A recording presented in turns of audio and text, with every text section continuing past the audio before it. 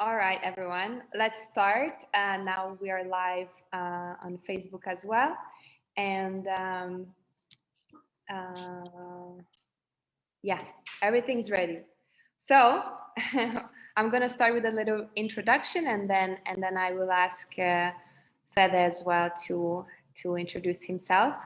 Well, welcome everyone to the webinar, the most common equalization mistakes and why dry training is key, with Federico Mana, one of the world's top freediving instructors and who specialized in equalization. And he's here with us today, and he will talk about these topics, and he will share with us some tips and exercises that we should be able to control in order to improve our equalization. And I'm very happy to share that we are connected today from 20 plus countries, which is amazing, from Ecuador, Peru, Colombia, US, UK, France, Italy, Hungary. So I'm not surprised, but very happy. And Worldwide webinar. yeah, worldwide webinar. And we also received lots of questions via email and the registration that we will try to answer towards the end. And also feel free to send in your questions here or on Facebook during the webinar. For those who cannot be here today, we will share the recording on Sisterhood's YouTube channel, so you can watch it later. And before we jump right into it, I'd like to tell you guys about a little bit about Sisterhood and why this webinar is happening right now with Fede.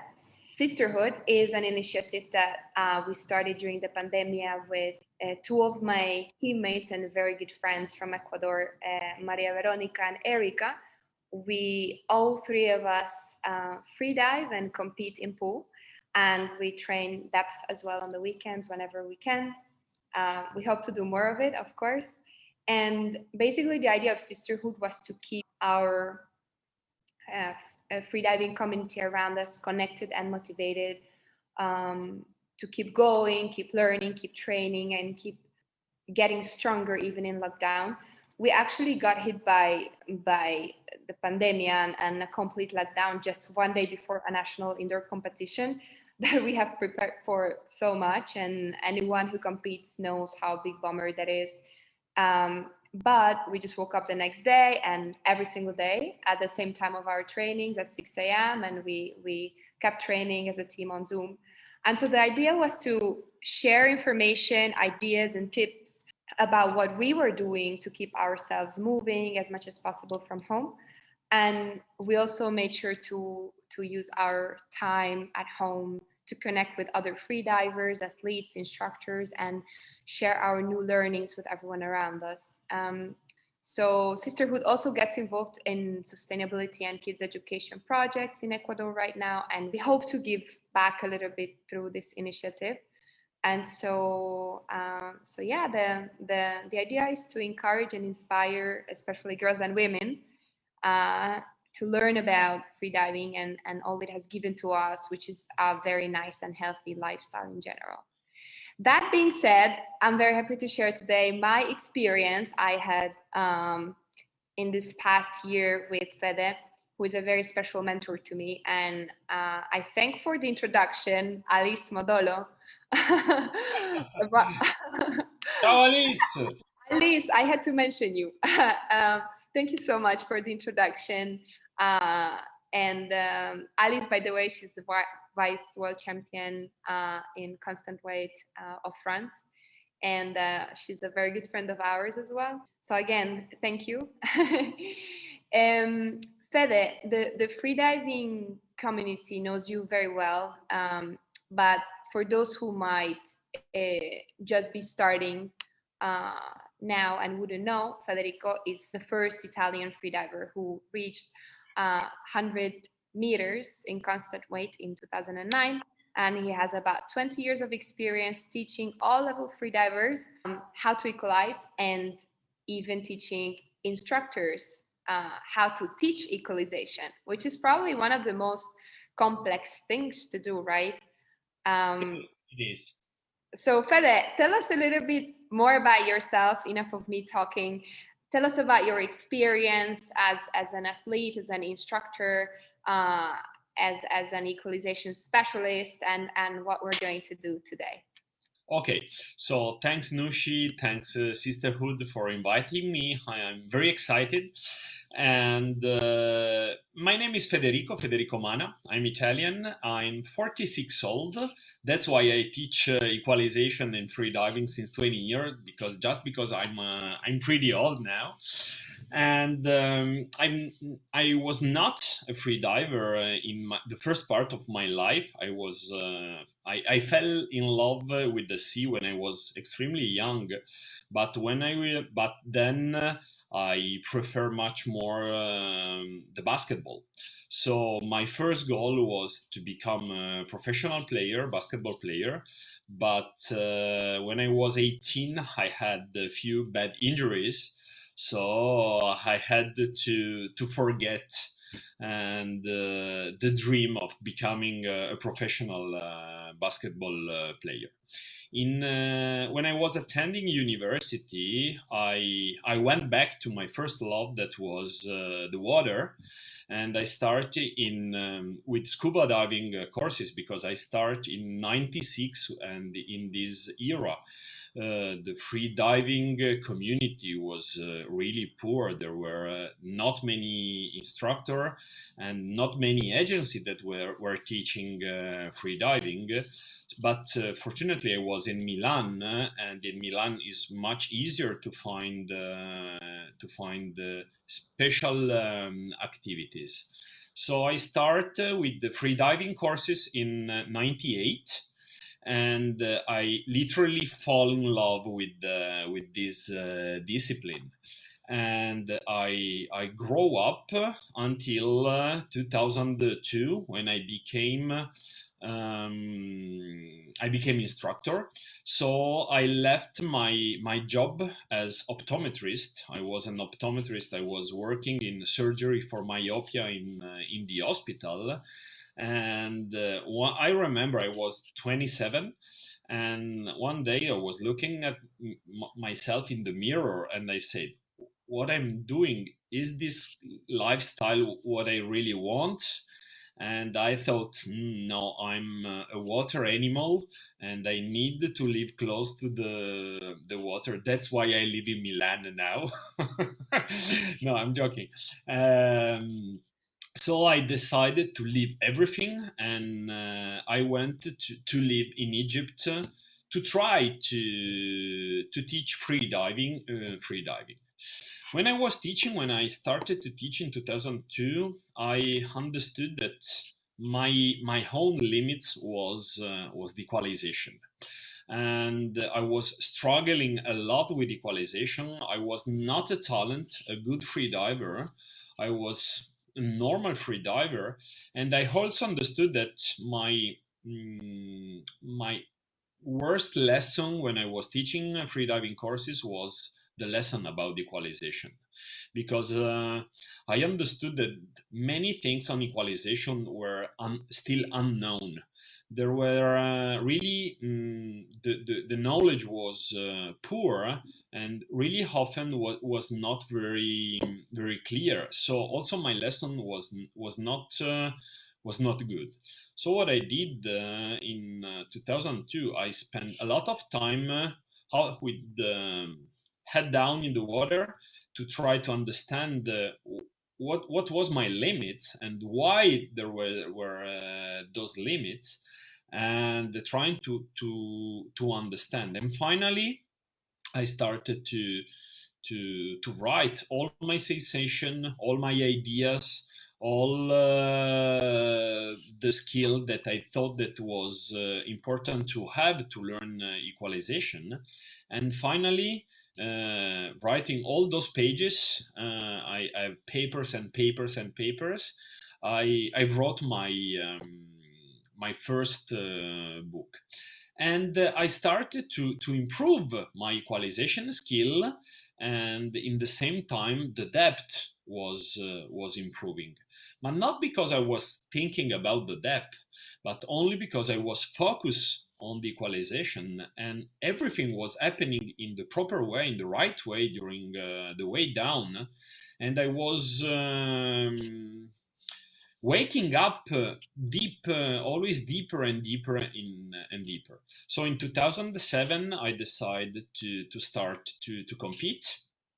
And I did my first Italian record in 2009. I did my 100 meters in constant weight, so I was extremely happy because I was the first Italian that were reaching the 100 meters, and this record have been unbeaten for 4 years until 2013. Wow. So It's a dream after that, for a lot of us, I think. yeah, after that, I grow up in depth, extreme in a fast way.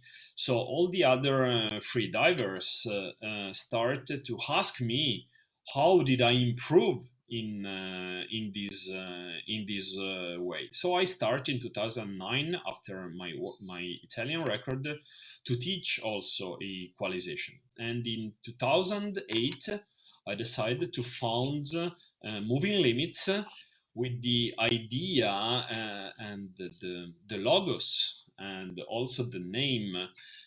Really want to talk about what freediving is. So my idea is not to go behind limits, because in this way the problem is that if you try to pass your limits, the risk is to have injuries.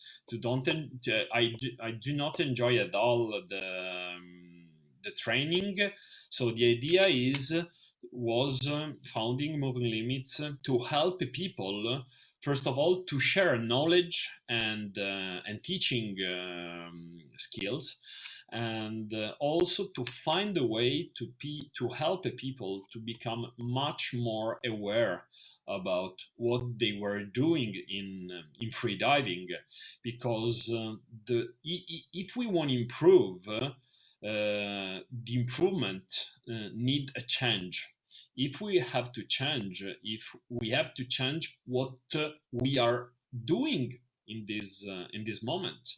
But very often I understood with equalization that that freedivers were not aware about what they were doing with equalization. It was an instinctive act, so people were not feeling what they were really doing with equalization.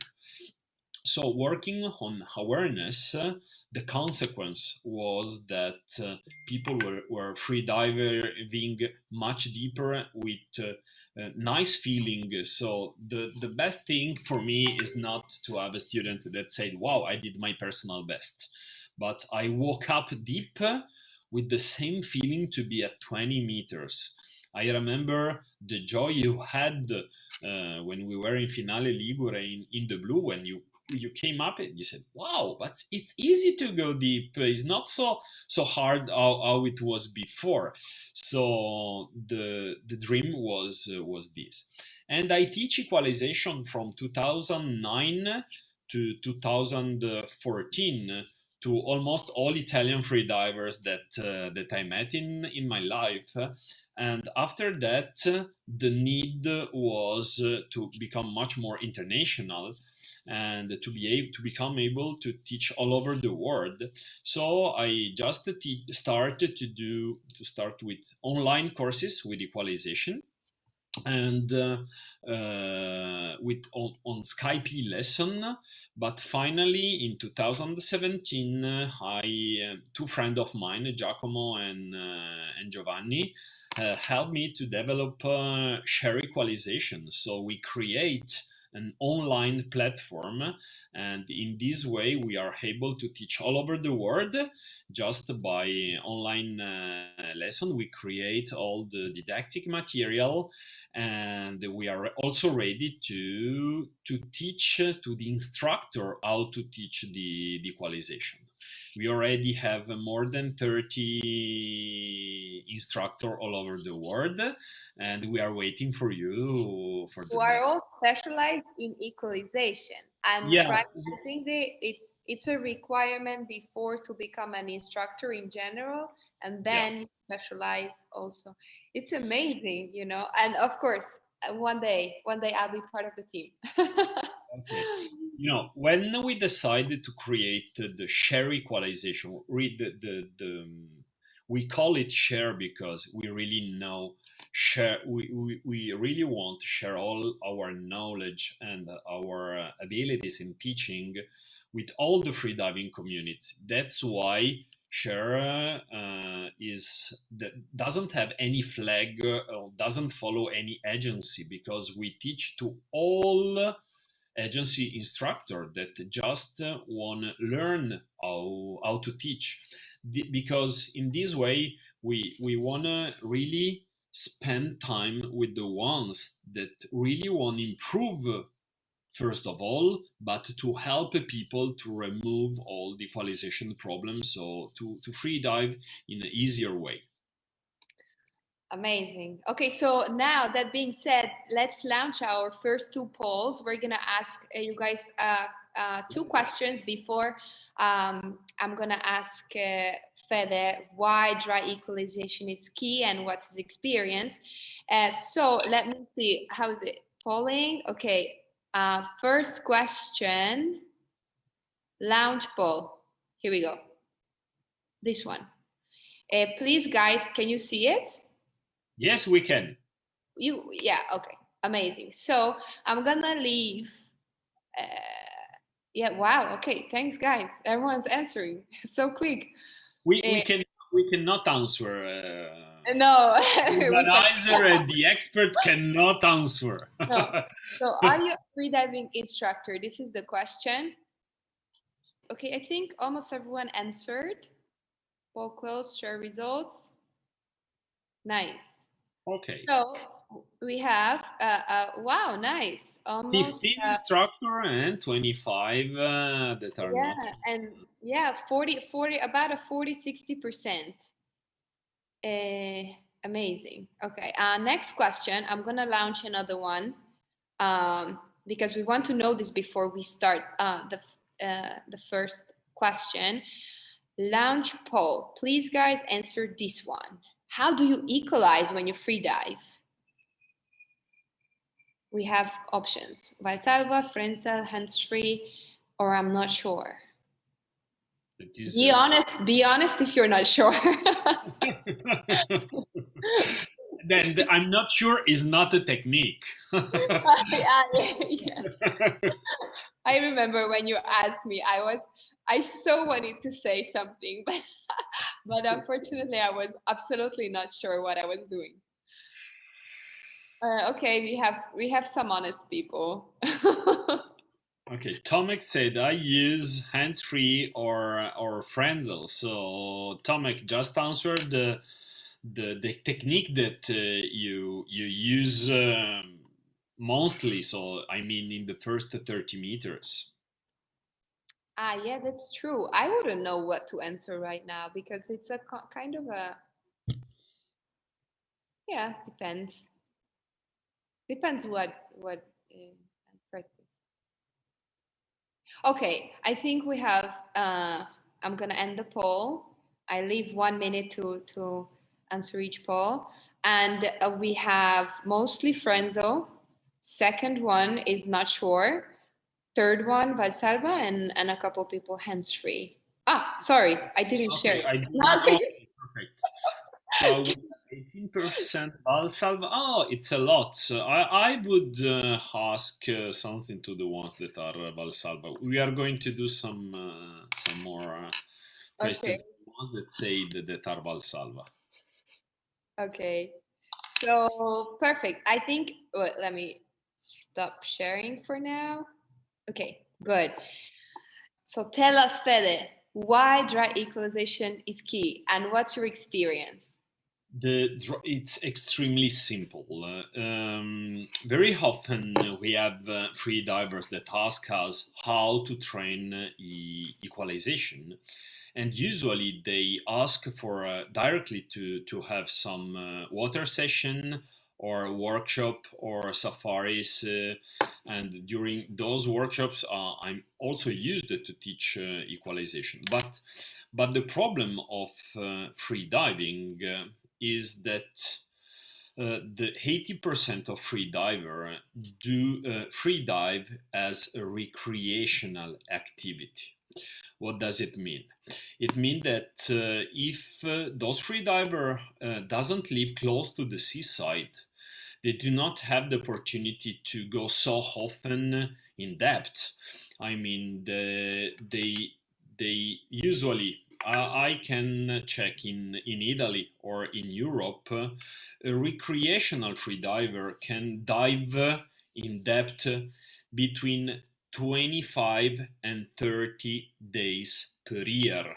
I mean, during the holidays, during some weekend, but they are not used to go to train depth 3-4 times per week. So according to all sport discipline, we saw that if we want to really improve in doing something, we need to train. Train means to practice some kind of exercise to improve skills minimum 3 times per week.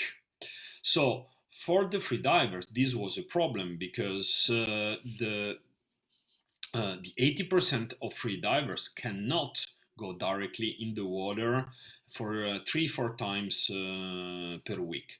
So the idea, I had to find a solution to help people in improving their awareness, their motricity, and their motor skill in equalization. How to do it? The only way was to remove the water. So that's why the dry training is extremely useful, because in dry training you can train frequently, almost every day. You don't need to train 1 hour, 2 hour, 3 hour per day. You just need some minutes to do some exercises, and in this way you become much more aware about what you are doing. You learn how to control the glottis, the tongue, because finally the equalization is just coordination, and you can train coordination out of water, and then as soon you got the automatism in motricity, you can start to practice in the water. I'm going to share my screen because we did a diagram to compare the how is the improvement for free divers that just train in the water compared to the ones that train in dry session and in the water. The improvement is much different. So here in red you can see the improvement in on the horizontal you have time, and on the vertical side you have improvement, and the red one is how freedivers improve only in water training. For the ones that train in green, you can find dry training and water training improvement. You can see that at the beginning, dry training and water training is almost the same, like only water training, but after the first time you start to become much more aware, much more coordinated, and so the improvement got an exponential flow. So what we saw is that also for athletes that wanna try to improve much more their skill in equalization, we saw that the dry training is really the key to improve the depth and the coordination also. Sorry, 1 second. I Don't worry. got I here. give you time. Anyway, the dry training, the most important thing is in dry training is to find the method. So to understand from where so what are my skills and where I want to go according to my goals, to my skills, and I have to build up it in with a method. What we did with share equalization is exactly this: is to try to find the common needs for free divers and to help them to improve their skills, so to improve their equalization. Perfect. Okay, so thank you for the answer, Fede. Now we're gonna launch another poll quickly before the next question and the exercises we're gonna do. And well, let me see here. This is going to be about not this one, the limits. So launch poll. Can you guys see it? At what depth do you have your equalization limit? Which, okay. Yeah. Wow, people are so fast. I'll share it in a second.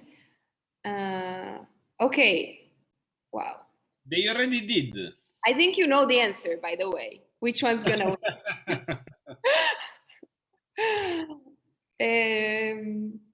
And yeah, give us some more. 6 people, 7 people more. I'll wait 15 more seconds.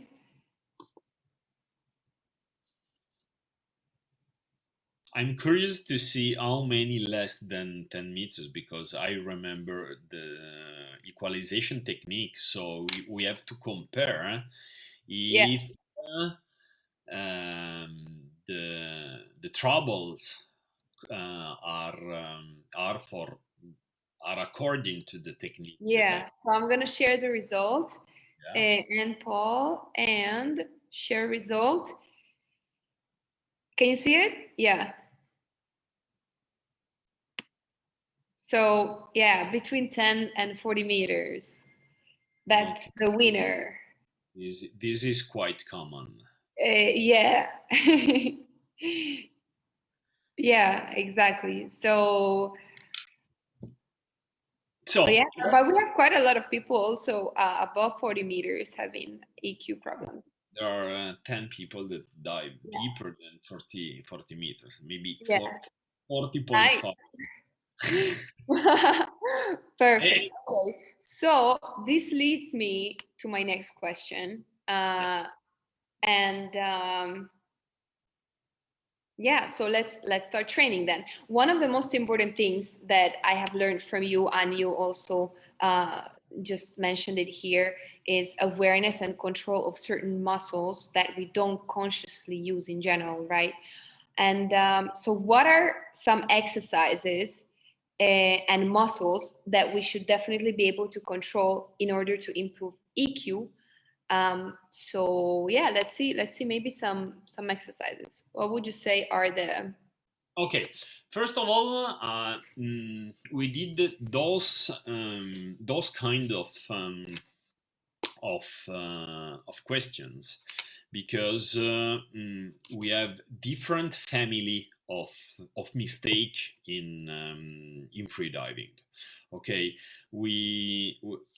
knowing the limits, the depth limits, where you start to have trouble, we can understand which is usually the problem associated to the depth.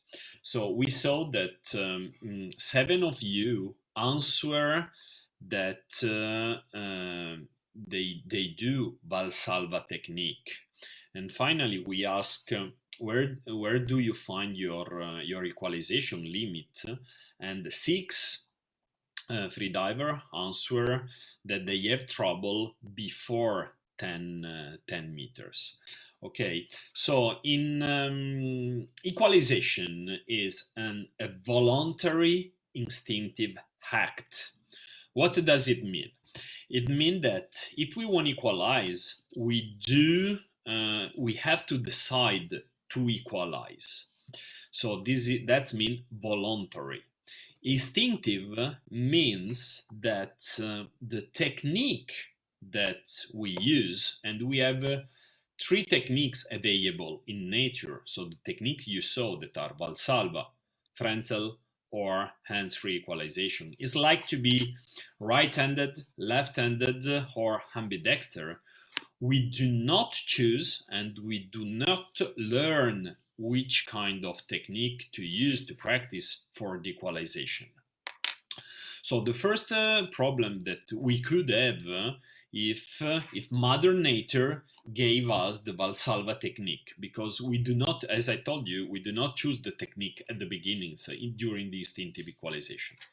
For the ones that equalize with Valsalva technique, no way to dive deeper than 4, 8, 10 meters at first, so upside down. So you have to turn it up to equalize, then to turn and maybe to dive. So for the ones that do Valsalva technique, for sure they must learn Frenzel if they want to learn, they want to free dive in a comfortable way without any problem free diving head first. Okay, then we have a second family, so all the ones that started to have problem between 10 and 14 meters. We can divide the depth in three different areas. I want to share my screen with you to show you which kind of area I'm talking about. And we have a green area, a yellow area, and a red area. What are those areas? The green one is the areas where I feel comfortable to free dive head first, or head up if I'm a Frenzel, if I'm a Valsalva equalizer, and I feel comfortable in this in this area. After that, there is a critical area where I start to struggle with Frenzel. I started to do some strange noises, like the cow underwater, like doing any kind of noises, or the duck noise that is that is the glottis that is leaking, so the air is moving back to lungs. So there is something that it doesn't work. And finally, there is the red area where it's not possible to go if we do not know evolved Frenzel technique, like mouthfeel, or like how to store air in the proper way in our mouth. Why there is it normal that we have those kind of areas in depth? Yes, it is absolutely normal. We cannot think to equalize in the same way from the beginning up to the bottom. Why? Because during the descent we change, and what change mostly is the lung volume. Okay, so the instinctive Frenzel work until the lung volume is higher than the residual volume. The critical area is when I start to be close to my residual volume. I'm still able to shift some air, to move some air from lungs to the oropharynx. The red area is the place where I'm free diving, and my lung volume is lower the residual volume, and is not possible to go there if I do not store some air in my mouth and I use it. in the proper way. So the common mistake is to think that I can go from the surface to the bottom, equalizing in the same way.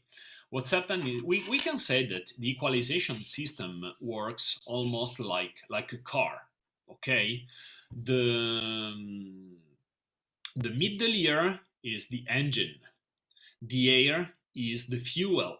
Okay, the mouth is the tank where we store the fuel for our car, and the lungs are the gasoline station. So the equalization is built up in two different moments. The first moment is the moment where we move air from the lungs to the tank. So we store air in the mouth, and then for the ones that do frenzel, we send air from the mouth. We pump air, pushing with the tongue. The tongue move like a piston, push like a piston the air into the middle ear. So in the instinctive equalization, and here we find the most common mistake, people are not aware about the tongue. We know that we move the tongue because when equalize, we see the Adam apple that is moving, and we know that we are pushing with the tongue, but we are absolutely not aware about where the tongue is and how to move the tongue. So usually is the tongue is extremely high during the instinctive equalization. That means that if you ever heard about the locks for equalization, I'm talking about a K lock or an empty T lock. That means that every time we charge air from lungs to the mouth, there is really a poor amount of air between the tongue and the palate. It's like to stop to the gasoline station to put in the tank $3 of fuel. For sure, you can drive for some kilometers, but then you have to stop again to the next gasoline station, and you recharge with the $2, and you go for 1 kilometers and you stop to the gasoline station until you are in the green area. It's extremely easy. You can stop whenever you want because during the green area you have all the gasoline station you need, because it's extremely easy to recharge air from lungs to the middle ear. But finally, when you start to be in the critical area or in the yellow one or in the red one, if you do not store air properly into your oropharynx, you wouldn't be able to use this air. So if you pass the residual volume and to the last, because the residual volume represent the last gasoline station. So it's the last moment where you can refill your tank. So if you put $2 of gasoline of fuel, you cannot free fall for a long distance. Okay, but very often people charge a lot of air, but they are not aware about what they do, because they are really not aware about the tongue position and how to use the tongue. And they charge the air, they have full cheeks of air, but then they lock this air with the tongue because they are not aware about the tongue. So if you try to fill I show you one technique to understand if your tongue is in the right position or it is not in the right position. And Nushi will do the exercise for me. Nushi, charge your cheeks and you keep the tongue in the wrong position. So you keep it in the wrong position. Okay, okay, You know okay. how. Yeah. So if I ask to Nushi, charge, you're okay. I will ask this. Nushi, can you breathe by the nose, please? Mm-hmm. Okay, as you can see, Nushi is breathing by the nose. If Nushi is breathing by the nose, for sure her glottis is open. And because she's breathing. And her soft palate is open too, because there is air that is coming out and goes in nostrils. So why cheeks does not deflate? Because this is a common mistake for all the freediver that usually try to do the mouth feel, but they just do normal frenzel with full cheeks.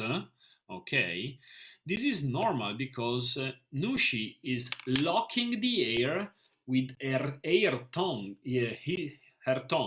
in front of the tongue. That's why she can do it. How can I recognize this mistake? If Nushi turn a little bit on the side and she do again the B charge, with the wrong mistake, you will see that the lower part of her chin is completely flat. This, with the method that we developed, we found some target to check to understand exactly what the tongue is doing, what the glottis is doing, what the soft palate is doing. So if Nushi will charge the mouth in the proper way, do it properly now. Okay, you will see she had to pinch the nose because if she released the nose, the cheeks will deflate. And look, the lower part of the chin is completely swollen. Okay, we can see that the back part of the tongue is completely low because Nushi, during her practice in dry session, learn how to move down the tongue and how to feel the tongue that is really low. Okay, so the most common mistake. Okay. Somebody wrote that they do not see you because I think you pin my video and they do not see you. I think you can. No, I'm Okay, on. now you should see Can I Nushi. finish with my Can speech? can you see Nushi now? Can you guys see? You have to Yes, put the perfect. video in Okay. gallery so you see both of us. Well, I can Oh, do it again. okay. Yeah. Now I pin you so people will see you and then I will unpin you. Yeah. Can you repeat the mistake, Nushi? Yeah.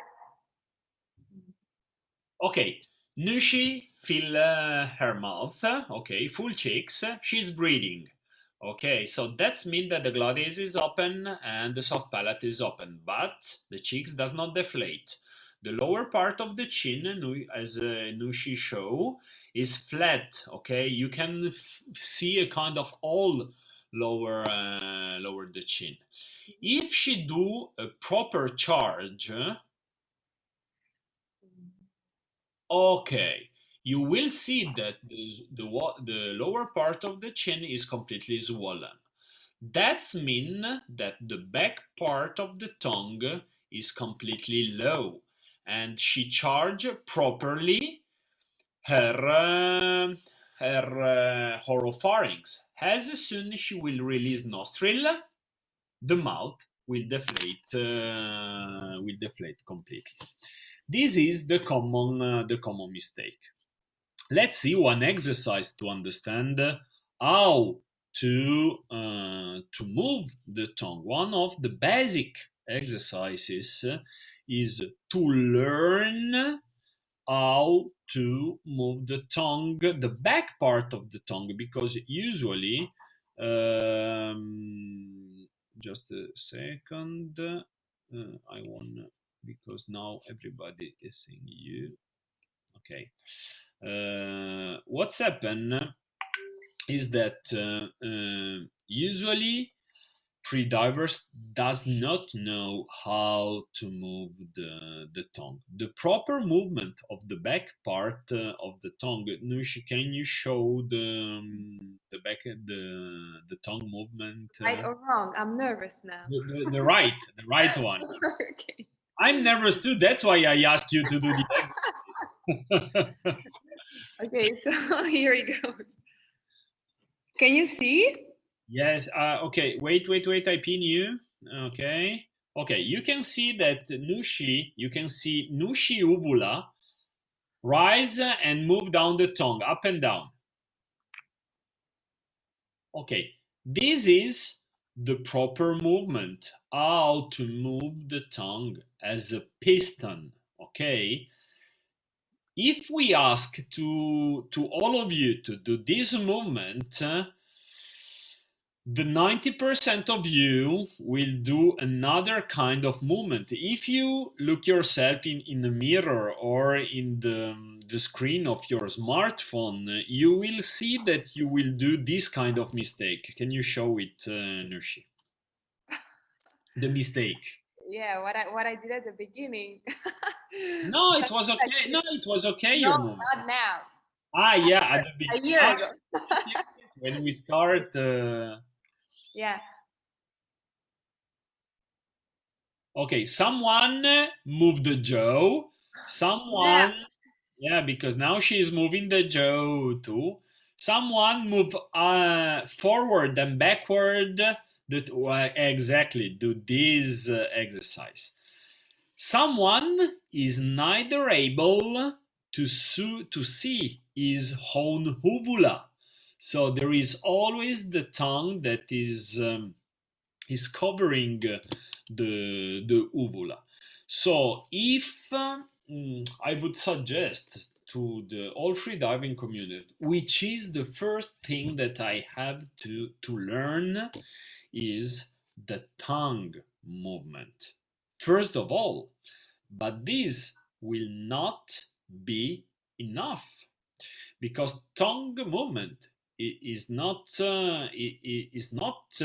enough to do in the proper way the equalization. Okay, very often we have students that are moving their tongue in proper way, but they are not equalizing, and there is no air that is going to the nostril. Why?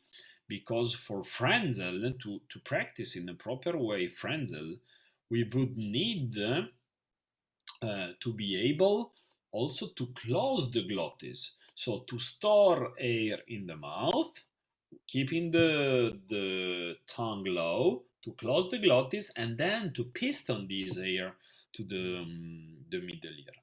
Finally, equalization is just something that would be extremely useful to well, the idea is that the proper equalization is just a coordination, it's just a work on coordination. And it's like, and the equalization is like, you need the coordination that you would need to juggle with 5 balls. Those balls are the glottis,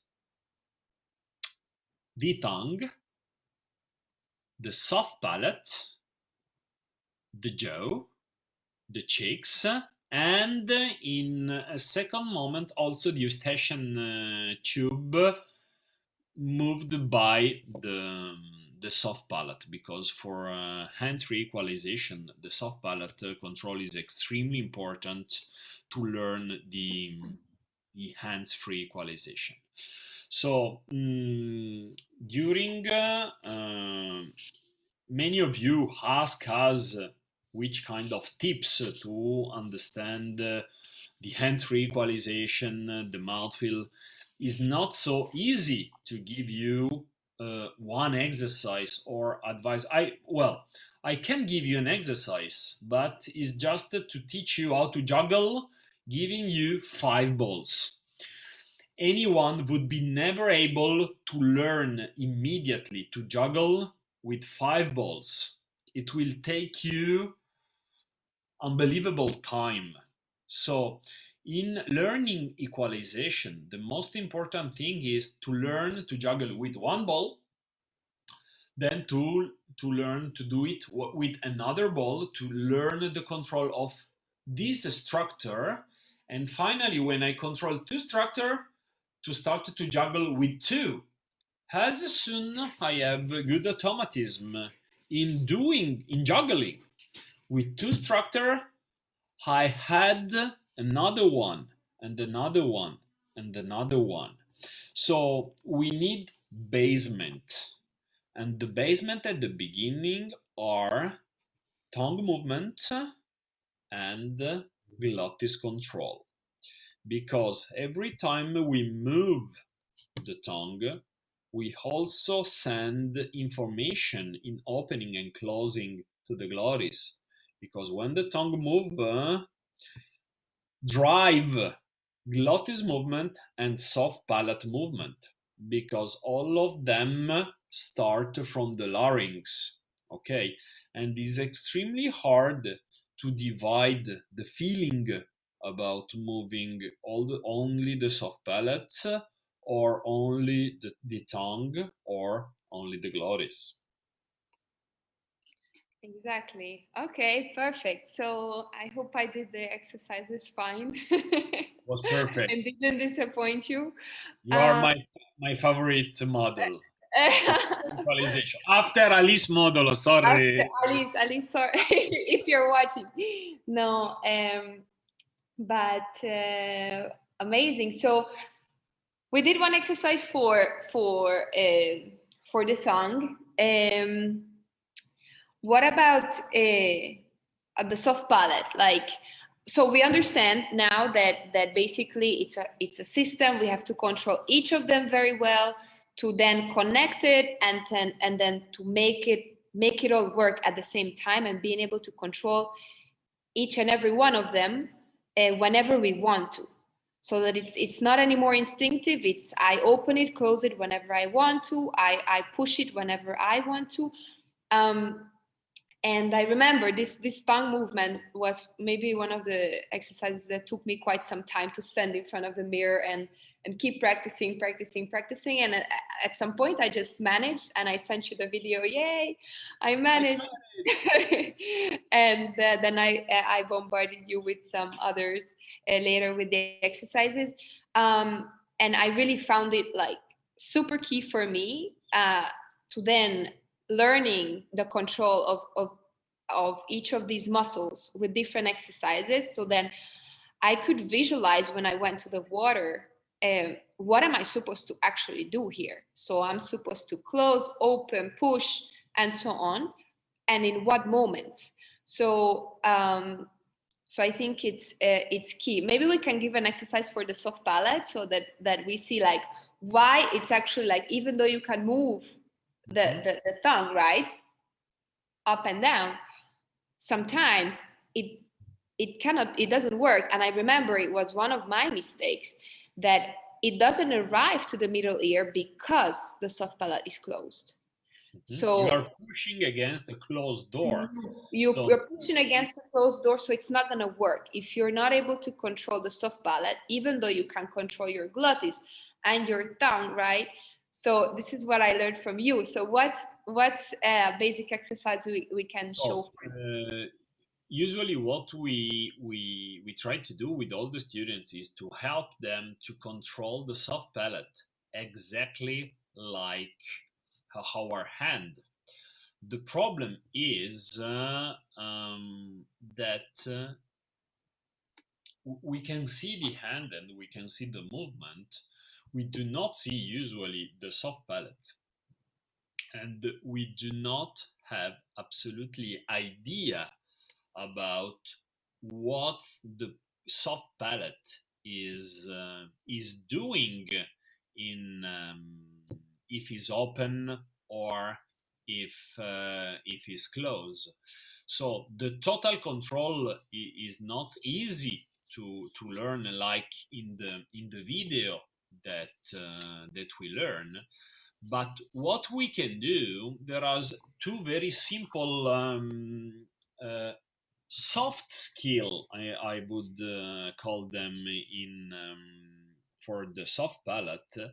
And the first one is just to get to become aware about the soft palate, knowing that there is something that is moving here behind if you make some sound. And here we are going to use the phonetics. Phonetics help us to help a freediver in feeling what they are doing. So I could say, I could teach the students, okay, try to open the soft palate. If you have to open, you have to move down. If you have to close, you have to move up. But people does not have any idea about how to move down or how to move up. So using a sound, I know that when we pronounce consonant, some consonant are done with the soft palate close, and other ones are with the soft palate open. So I would say that if I say mum, mum, mum, mum, mum, mum, if I say mum and I pinch the nose telling mum, mum, mum, mum, mum, mum, the sound change. If the sound change, that's mean that the soft palate is open. Mum, mum, mum, mum, mum, mum, mum. Okay. If I said bubble, bubble, bubble, bubble, bubble, bubble, bubble, bubble, bubble, bubble, bubble, the sound does not change because the B sound keep the soft palate close. So the first exercise we could teach, just to feel that there is something there that is moving, is to move from M sound to the B sound, M sound, B sound, like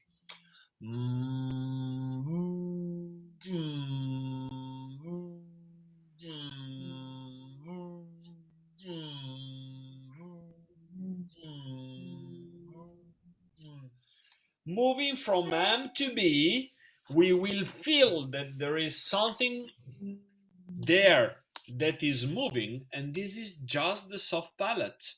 And we do not still know how to move it voluntarily, but we started to become aware that there is some sound that drive us in doing something.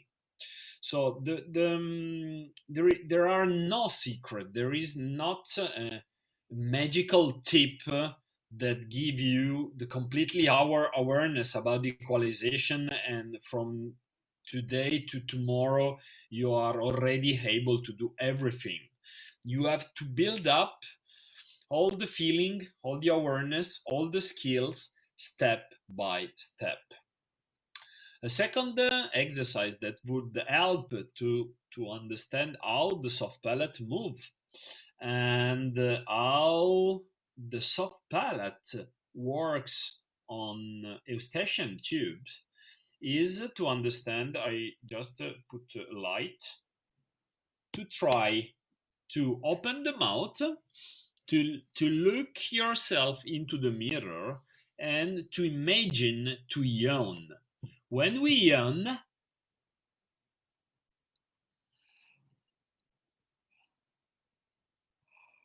the back part of the soft palate will rise, usually rise, okay? And this will help you to understand. Sorry. You're right. This will help you to understand that you can start to control voluntary your soft palate, and you will feel that maybe yawning, eustachian tube started to do some kind of noise.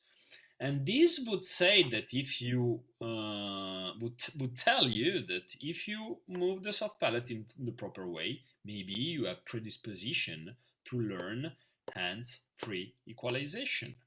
And this is the share equalization goal, to help the freediving community to become hands-free equalizer, because this is our dream. Because when you do hands-free equalization, you are flying in the blue, and so this would be a really great gift for the freediving community. Sorry. Once again, you're right. Salud. The soft palate. Okay, so we got a lot of questions. We're a little bit out of time, but maybe let's try to answer a couple of them. So I'm gonna read up a couple, and then we see which ones we could answer. So how would I know? Maybe this one we kind of answered. How would I know if my mouthfeel is leaking? Sorry. I did. Wait. No worries. So 1, 2, 3, 4. Oh, so many questions we got here, but maybe we can answer them at some point.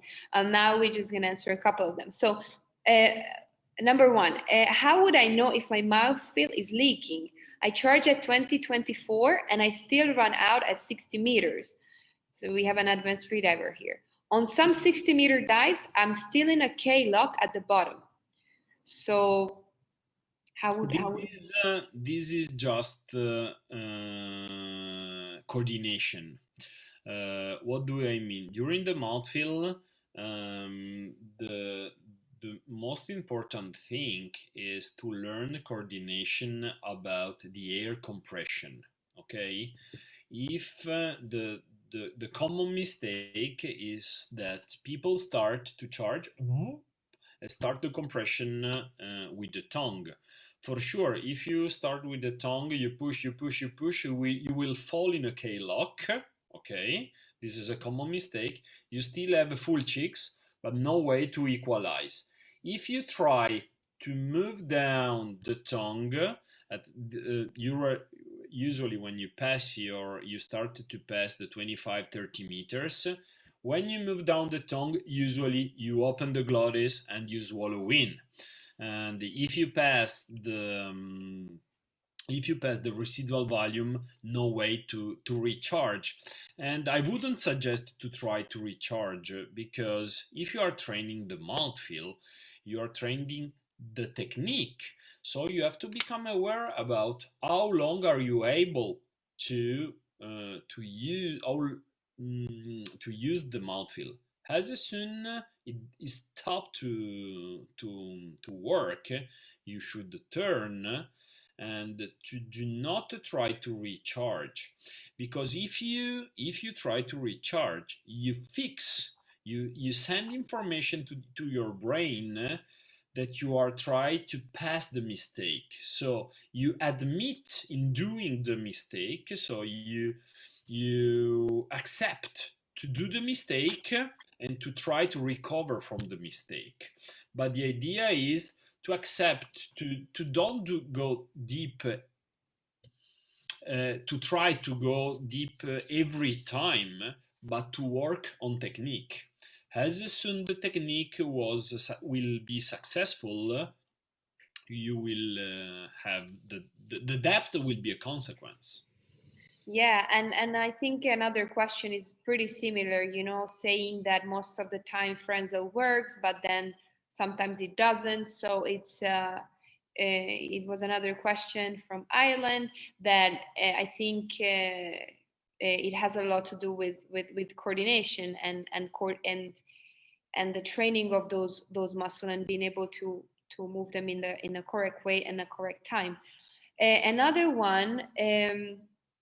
How to deal with students who are performing the right movement of Frenzel, but there is no effect.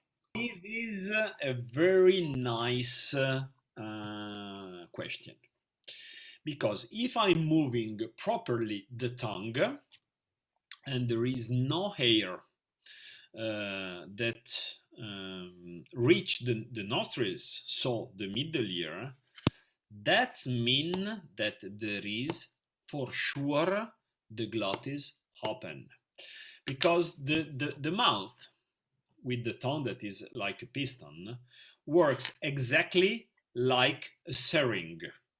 So imagine to push the up and down the piston of the syringe. You can do it only until the door, the edge of the syringe, is open. Because as soon you close the door that would be all the nostril, all the glottis, you wouldn't be able to move up and down the pistons. Because if you push, you are pushing and you have an overpressure, you cannot compress completely the air. If you pull, you have a depressure into your syringe, and you wouldn't be able to pull the piston down. So if I pinch the nose and I'm able to do this, for sure the glottis is open.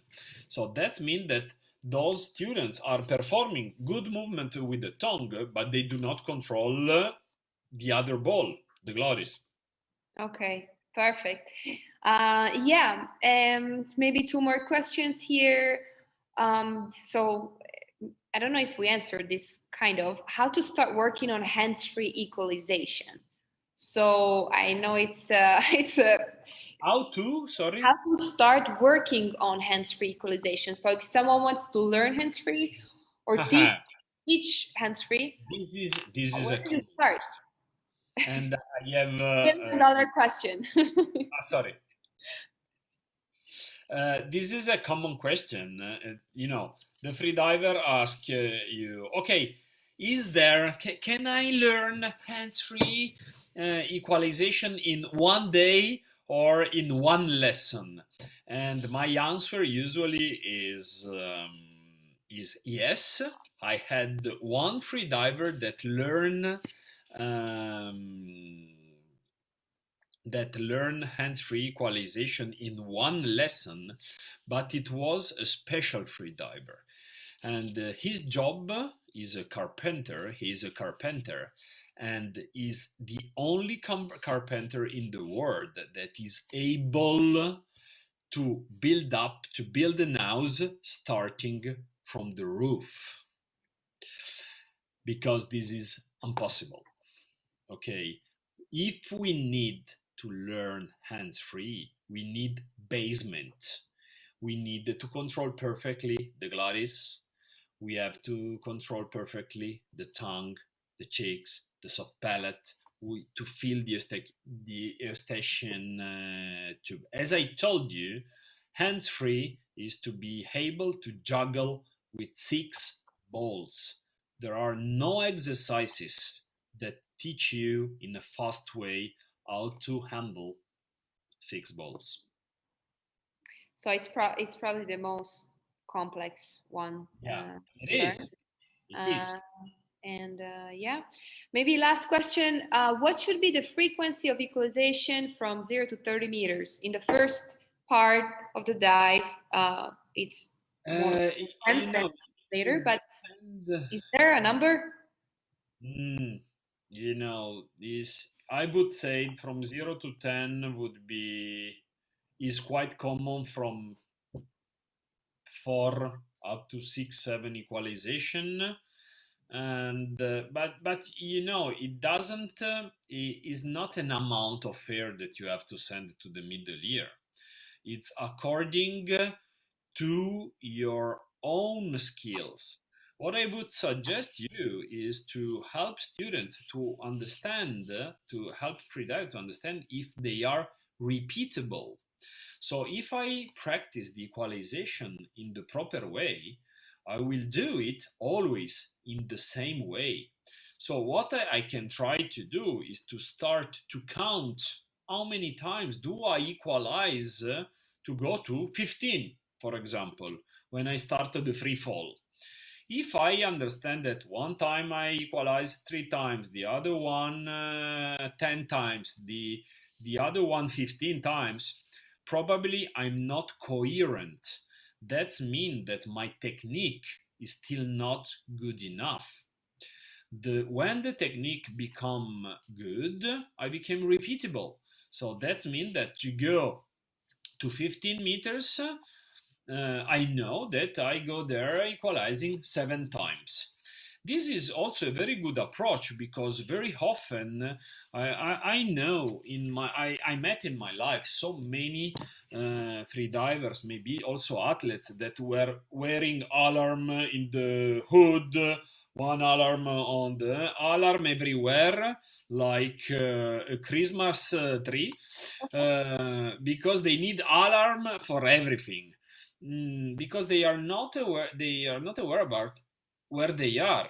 Okay, for the free fall, I know how many equalization I have to do before to reach 15 meters. I know that after 6 equalization, I stop to pull on the rope, or I stop finning, and I start my free fall because I'm sure that I'm at 15.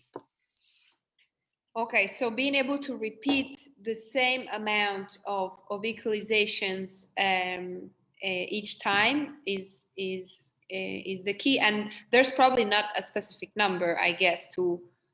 You have to find your own. I feel like in freediving, in many things, you just have to find your ways and experiment a little bit what works for you, because there's not a single formula. Of course, there are tips and exercises, but I guess you have to find your own ways in the end of the day, and what works for you specifically, and how many equalizations you specifically need to a certain distance.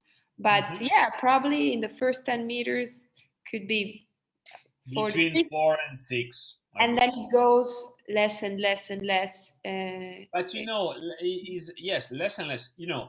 From 0 10, you need double. Amount.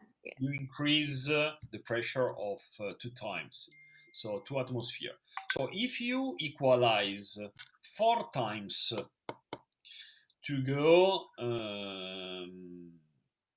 to 10 meters, okay, that means that you need for equalization to manage the reduction of 50% of the volume of the air. So if at 10 meters you would be able to create the same condition that you had on surface, with other at 10 meters you would have 2 atmosphere. The double to have a reduction of volume would be 4 atmosphere. So with other 4 equalization, you would go to 30. At 30, if you can create the same condition again, from 30, 4 atmosphere, you would be able to go to 8 atmosphere. So 70 meters with other 4 equalization. This with mathematic calculation, but unfortunately, the human freediver doesn't work like like mathematics. So we are not able to create all the way long the same condition. That's why the equalization change during the way down. So interesting, no? Okay, Fede, thank you so much. We have a lot more questions. We will figure out a way to answer them, I think. That means that if we reach, let's put say Nushi, we will be on Facebook on your channel, isn't it? Yes, yes. Okay, so, We'll upload this okay, video to let's say YouTube. if we reach, so you have to share this webinar with everyone you know. If we reach 5,000 views, we do another webinar. Okay. Nice, nice. Perfect. Okay. So the deal is on. 5,000 views on YouTube. We're gonna share it after as soon as possible. And my very last question is, to close this webinar, and thank you so much for all the information and the few exercises we learned here. Remember, first thing to control the tongue, soft palate, and in the end, of course, all the balls you have in the system. But Fede, so how can people, you spoke about your program that you have, moving limits. How can people reach out to you if they are interested to learn more? You do a lot of projects, one-on-one sessions, trainings. How does it work? So usually we are used to meet all the freedivers that just want to learn something more about equalization. If you want, you can. I will share my screen. You can go on Moving Limits website.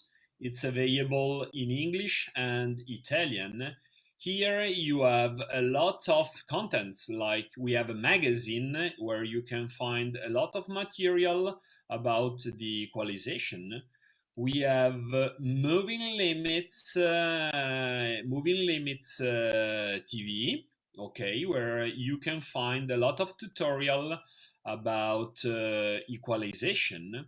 If you want to spend some times with me or with someone of Share Equalization instructors, you can book for free your equalization check. There is a bottom equalization check, and you go directly on Calendly, and you can book it, because in this way you are going to spend 20 minutes, 30 minutes together. It will be for free, and according to your goals and to your skill, we would be able to guide you in some on our platform for some courses. Okay, here you have equalization courses, and you go directly on Share Equalization Word, where you can find all the courses that we have. Courses are available in English too, and if you click, you have a free preview for all our courses. So it's quite easy, and in case you wanna spend some times together, we are here and we are waiting for you. Amazing. Thank you so much, Fede. We're going to post the links also under the YouTube video, so everyone can visit and check, have their free personalized check over the call with you, and see how can you start working together. It's what I did as well, and I'm so grateful to you, and really I surprised myself, and you surprised me about what you're really capable of, that you wouldn't think in such a short time, with just learning control, awareness, and all that you spoke about here. And I, with this webinar, wanted to share with everyone my experience with you, and thank you so much for taking the time for this webinar, answering all the questions. I see that even on the chat here we had some more questions. Sorry guys that we didn't have time to cover everything, but again, maybe we can do a Q&A session for next time, answering all these questions, if we reach a certain amount of views, 5,000 on the channel. So Thank you so much once again, Fede. And Thank you, Nushi, for inviting me. Thank you to whole Sisterhood. And guys, if you enjoy this webinar, share this webinar with every freediver you know. Help us to make this community larger and larger, and to support Nushi, Sisterhood, and Moving Limits. Thank you, guys. I hope it helped, and hopefully we'll be back to share some more. Thanks a lot. Bye bye. Bye, guys. Ciao. Ciao.